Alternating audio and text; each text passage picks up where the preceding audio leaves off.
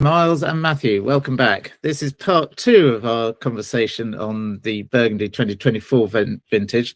The first part was Matthew describing the terribly wet weather and the shortage of juice out in Burgundy.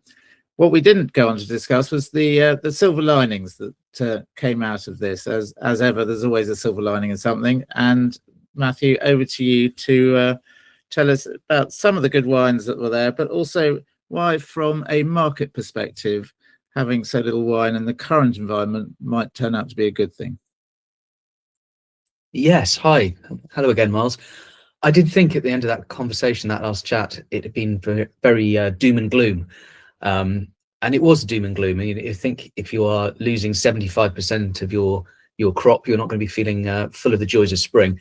But it would be unfair to the wines not to talk about the fact that there's some actually really interesting Burgundy in both red and white produced in 2024. I think it's probably going to become known as a bit of a white wine vintage, but that's slightly unfair not to give credit to some very exciting reds that are out there. I think it was harder to make good Pinot Noir in 2024. But there's definitely people that have succeeded, and wines I'm quite excited to buy and have in my own cellar. So yes, I think pull out a couple of specific domains. When you look at the weather from last year, I think it's easy to imagine that you're going to have quite delicate, fragile wines, a bit like some of the 2021s. But when I was finding myself tasting at Droit-en-le-Rose and Lignée Michelot in particular, and I was quite amazed by the wealth of fruit these guys had packed into their wines. They are serious red Burgundies with no excuses or apology made for the vintage. They're on their own terms. I think very, very successful. Good. Okay. Well, I was at Domaine Tours recently talking to Mark Fincham, who, when he bottled his 21s, was really very worried about them. And he had telling me in no uncertain sort of confidence that they've turned out really, really well and much better than he originally thought they would. So he's a very happy man. Yeah, I saw Mark. He was actually the first visit of our trip last week, and I really owe him a massive thanks, because when we were let down for slot number 1 on the Monday morning, I was able to send him a message from Bristol Airport on Sunday as I was waiting for my flight, and he came back immediately and said, "Yes, of course, please come and see me." He said, "I don't have much wine." He went from 92 barrels of 2023 to 15 in terms of the domain production. That is a massive reduction.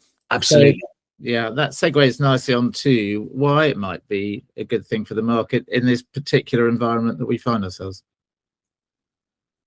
Well, I think a short vintage is not going to be a bad thing commercially. If it gives us the opportunity to press Alt Control Delete on the Burgundy market temporarily, sell through some of the wine that's in the supply chain. You know, we've just had some very generous vintages, particularly 2023, but 22 was a big year as well, really, for a lot of people. And there's a quantity of unsold wine that it can only be healthy to move through that. We're going to see a small vintage again in 2025, I think, because although there were more grapes on the vines, people were saying that actually when they came to crush them, there wasn't actually that much juice coming out. The skins were very thick.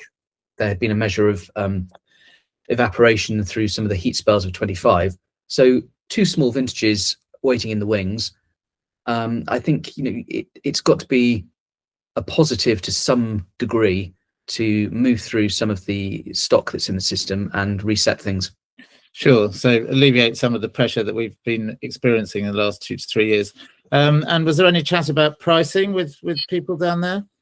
Yes, certainly. Prices are starting to filter through. And I think outside of the very blue chip domains, the headline grabbers, and frankly, I've not really seen pricing from those guys yet, I've been pleased at how sober things appear. So yes, we've seen maybe some very modest price increases, but I'm talking from modest estates.